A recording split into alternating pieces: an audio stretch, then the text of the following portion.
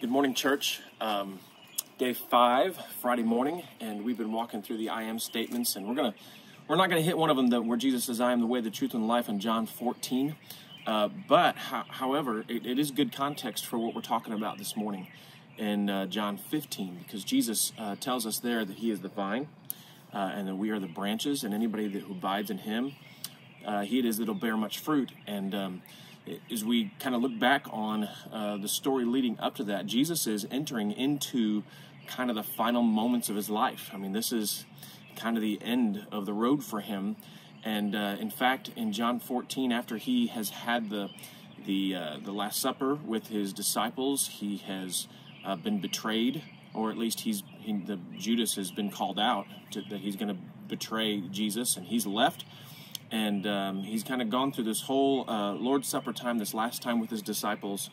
And at the very end of chapter 14, He says, in verse 30, He says, "I will no longer talk much with you, for the ruler of this world is coming. He has no claim on me, but I do as the Father has commanded me, so that the world may know that I love the Father."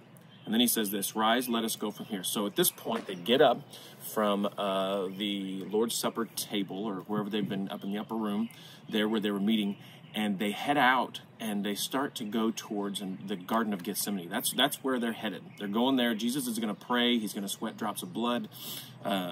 His the disciples are going to go to sleep and kind of fail Him there. And then Judas is going to come with the Pharisees that he'd given 30 pieces of silver to betray Jesus.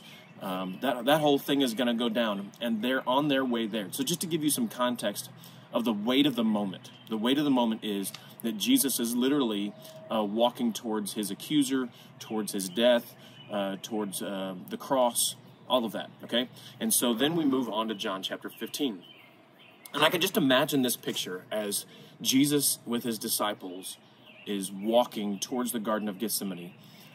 Jesus is kind of the master storyteller. He's the master illustration giver. And I think a lot of times, a lot of those things were just along the way. You know, Jesus was just walking along the way, and He saw a fig tree, and He told a story about a fig tree. Or He saw, in this case, He saw a vineyard, and He tells a story about a vineyard, and He kind of, he attaches, or He gives that as an illustration of our life in Him, right? And so this is what He says. He says, I am the true vine, and my Father is the vine dresser. Every branch in me that does not bear fruit, He takes away, and every branch that does bear fruit, He prunes that it may bear more fruit. So first of all, there at the first part, just so you understand, He says, I am the true vine, right?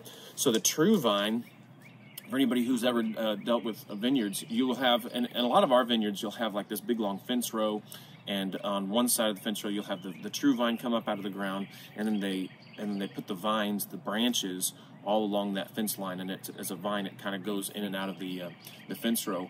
When I was in Romania on a mission trip in 2013, I stayed with this family that had it set up a different way. They had kind of a U-shaped house, and in the middle of the U, there was kind of this courtyard, and over the top of that, they had wire strung between the buildings, and they had this little bitty small patch of ground, right, that the true vine, the main vine, came up out of the ground there, came up into that the wire meshing that was over strung in between the buildings, and all of the grape clusters were hanging literally from that wire meshing. It created this really beautiful little area where it was shaded, and it was really nice. But that was there. But all of those branches and all of those grape clusters and every single bit of that vineyard, as you would call it,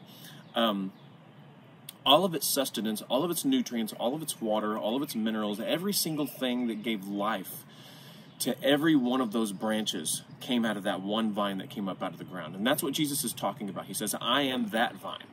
I'm the one that comes up out of the ground, that provides nutrients, that provides water, minerals, every single thing that you need to live, I give, right? So that's what He's talking about there.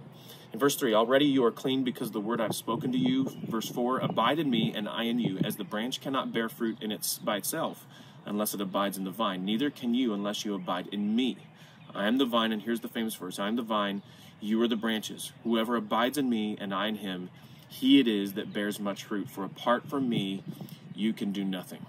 So church, that's where I just really want to land this morning and close out this time of walking through the book of John and the series, the I Am series, and talking through that statement, I am the vine, you are the branches, and just fast forwarding, apart from me, you can do nothing. I think a lot of times in our lives, we just try to kind of grit and bear it, we just try to push our way through it. And, we've kind of learned this week that this is going to be maybe we already knew this, but for some of us, maybe this is going to be a longer term thing than what we thought. And for those of you who are introverts, this is awesome. This is like you've been training your whole life for this. But for those of us who are extroverts, we're just really dying for a hug and a handshake and all the things that we were used to. And it would be really easy to just say, oh, this is just a short-term thing. I can just push my way through it.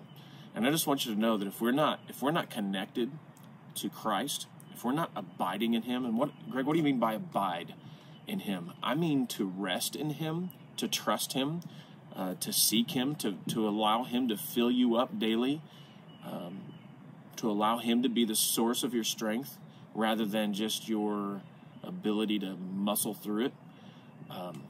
And I think, church, if we don't do that, we're gonna find ourselves drawn from an empty well at some point. At some point, spiritually, we're gonna be looking for strength, and it's not gonna be there. It's gonna be empty because we've not been filling ourselves up with everything that Christ gives us as the true vine. And so, let me just encourage you this morning again. And we've said this about every day, I think. To go to Christ for your strength every day.